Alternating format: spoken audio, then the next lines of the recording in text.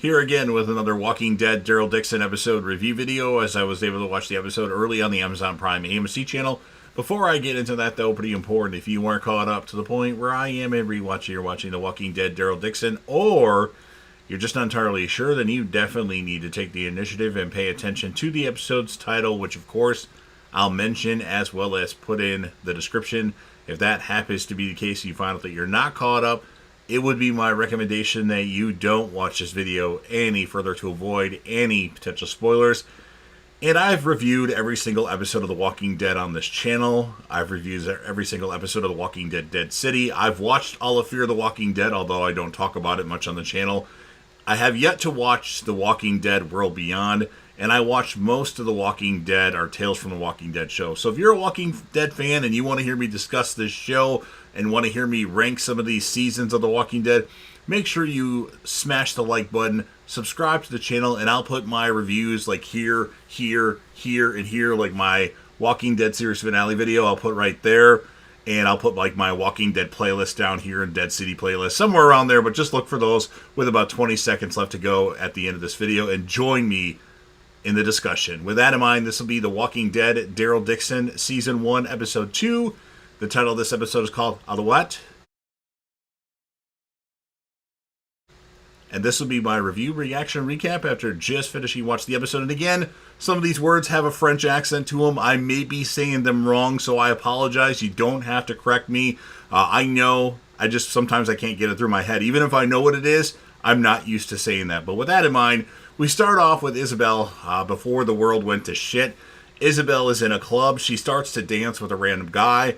An old man buys Isabel a martini, and she even does a little cocaine. Dances with a few more random guys. She leaves, and we see that she stole a few watches and some money. So Isabel's kind of like a con artist or a thief or a scammer before the world went to shit.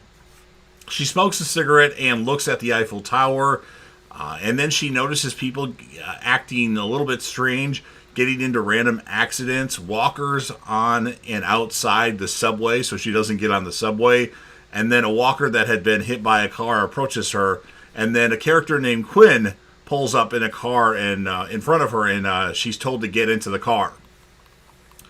And then to present time, we have Daryl says to Isabel that Paris is the plan, and Isabel says the plan has changed.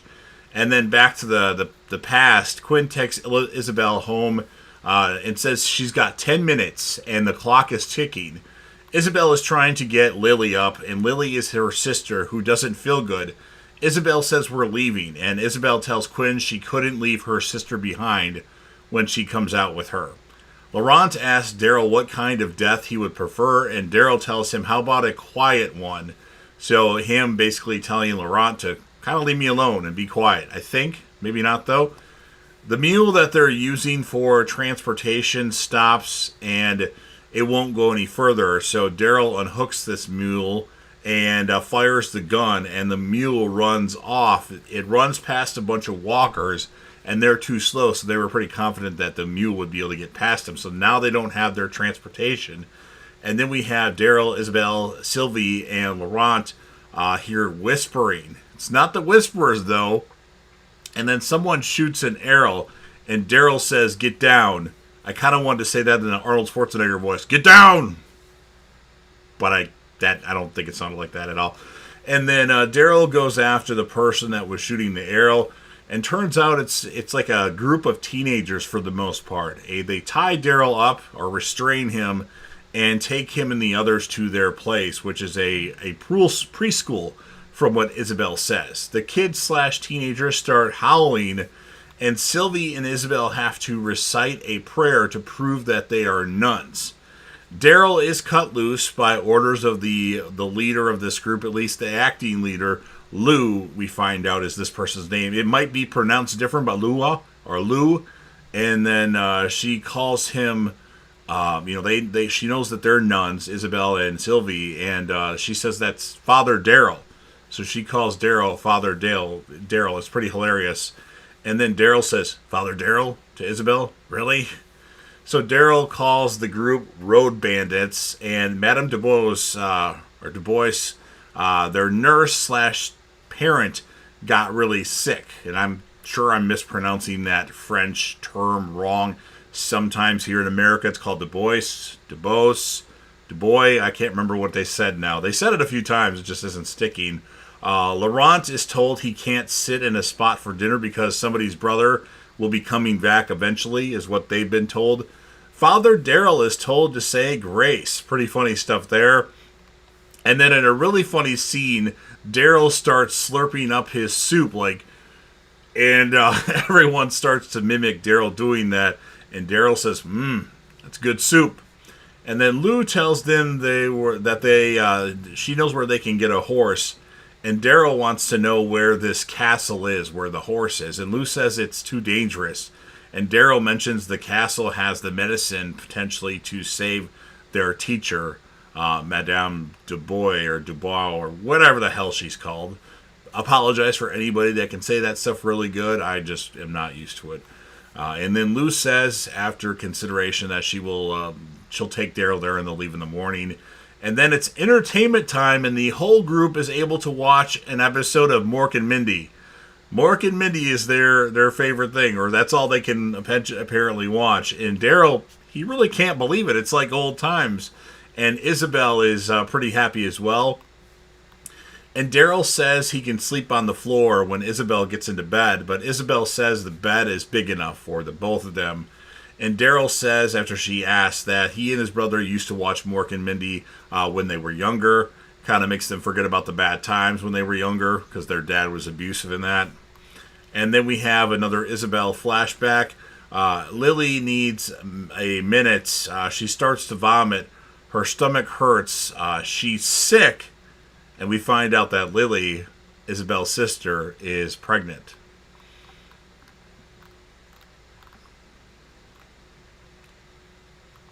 And then she didn't say anything because she was scared. And I apologize for that delay there. I was scrolling and nothing was scrolling. So that's why it was a moment of silence there. And then Quinn pulls Isabel aside and says we can't take Lily in this condition. He wants to drop her off somewhere safe. I want to take care of you. I always fucking take care of you. Isabel is about to she gets the key to the car from Quinn, and then she takes off with Lily and leaves Quinn behind. Now, I don't know if we'll see Quinn again, but I'm sure we will. Hopefully it's not just in flashbacks, though. And then in the present time, Lou tells Daryl he's not a priest, and Daryl says it was that obvious, like he's being funny there. Lou thinks that her teacher will get better thanks to Daryl getting that medicine, and Laurent is playing hide and seek. He doesn't pick a good hiding spot. He's been sheltered his whole life, and the nuns at the abbey would not find him purposely so he could feel special. And he just doesn't pick a good spot for these. I don't remember the other kids' names that he was playing with. Sylvie is watching Laurent play through the window, and she asks Isabel if she'll ever tell Laurent. Back to Isabel and Lily right when the apocalypse started. They encounter walkers, and in the process, Lily was bitten. Now, we don't find that out right away, but I clearly saw her get bitten. Laurent, back to present time, finds his mule dead, which upsets him, of course. He says he's sorry that he wasn't there. And then Daryl and Lou arrive at this castle. And then back to Lily and Isabel when the apocalypse started. They arrive at the abbey, the nun place, and Isabel says her sister is sick. And it turns out Lily has been pregnant for 7 months. And Isabel is upset that she kept that from her.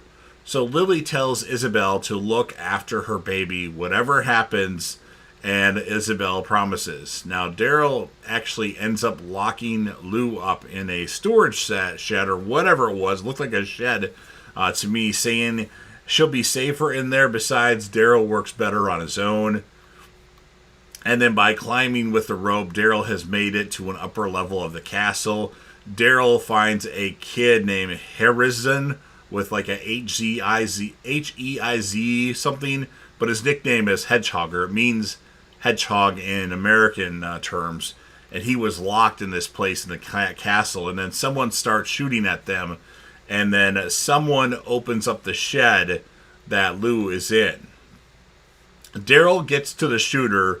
You're an American? I'm from Texas. My name is R.J. Gaines. He's got lots of boxes of toothpaste that go really good on something. People, and I would say that these days, when there's stuff going on, people really want toilet paper, not toothpaste. I think I would rather brush my teeth than wipe my ass. I don't know. I could always find something else to wipe my ass on, but with my teeth, if they haven't been brushed, even after like 10 hours, they just don't feel right. Anyway, RJ calls Daryl his brother, and Daryl says he isn't his fucking brother. And RJ seems to think his wife and kids are waiting for him back home in Texas. And Daryl tells him everybody's dead. He's been all over the United States. Everybody's dead. And then Daryl falls below where all the walkers are, while RJ fell too, but he's hanging by the rope that he was being led by. And the walkers, because he can't really move away from this, are able to start eating RJ, despite the fact that he's an American. So that he kept saying he's an American, but that didn't really help him in this predicament. And then Daryl causes an explosion, which kills a lot of the walkers. And then Daryl's actually being attacked by a walker. He almost gets his arm bit. And then when somebody from above, Lou and another person, like one of the other kids, starts taking out walkers.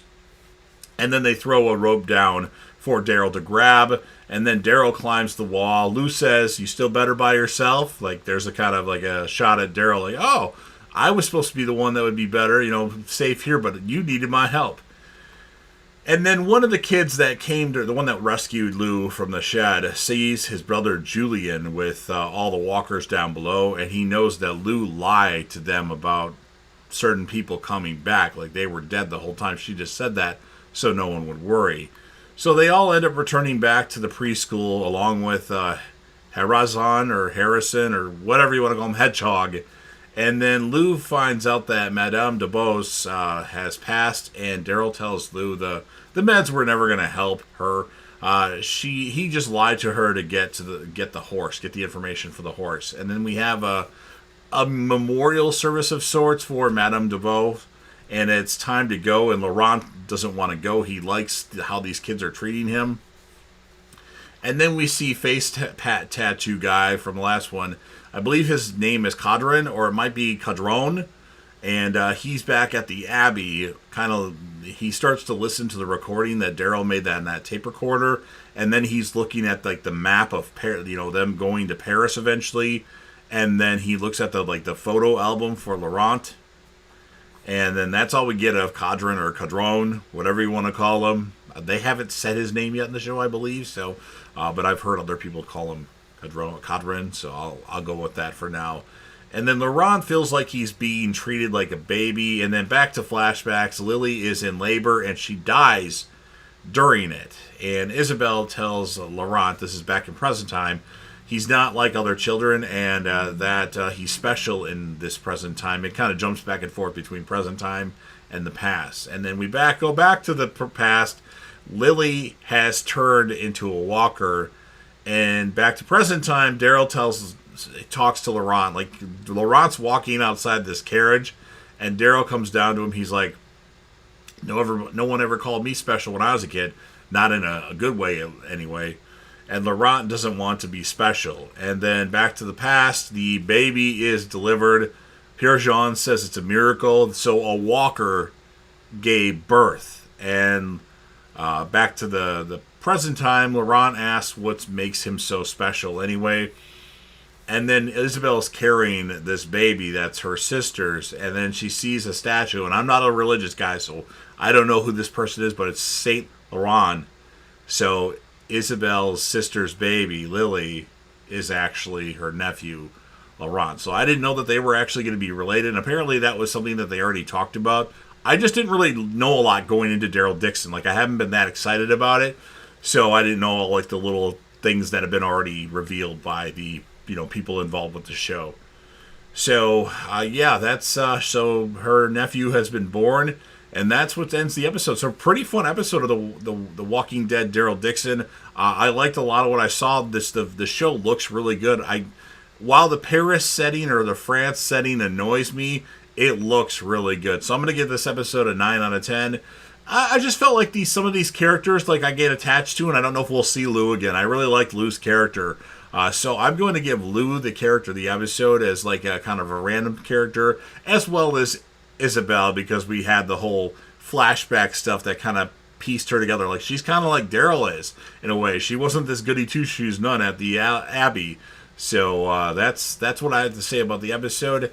Now, I want to hear from you. First of all, if you're a fan of The Walking Dead, if you're a fan of The Walking Dead, Dead City, or a fan of The Walking Dead, or Fear the Walking Dead, or The Walking Dead Daryl Dixon, or The Walking Dead World Beyond, or The Walking Dead Tales from the Walking Dead, whatever Walking Dead iteration that you like, if you're a fan and you want to hear me talk about it, especially these new shows, make sure you Hulk smash the like button, especially to help me out with the YouTube algorithm. Share the video with a friend. Put this video on any one of your social media platforms. Don't forget to sound off in the comment section about what your thoughts are on The Walking Dead Daryl Dixon, especially this episode. What would you rate the episode? And whom, if you had to choose, would be your character of the episode? And remember, I'm going to put my Walking Dead series finale review right here. I'll put my Walking Dead episode reviews right here. I'll put my Dead City reviews up here. And then I don't know what I'll put down below, something else. And then last but certainly not least, don't forget to hit that sub button. You're watching the video anyway. Subscribe to the channel, join the team, show your damn support, and be a part of something special. And JDev will return.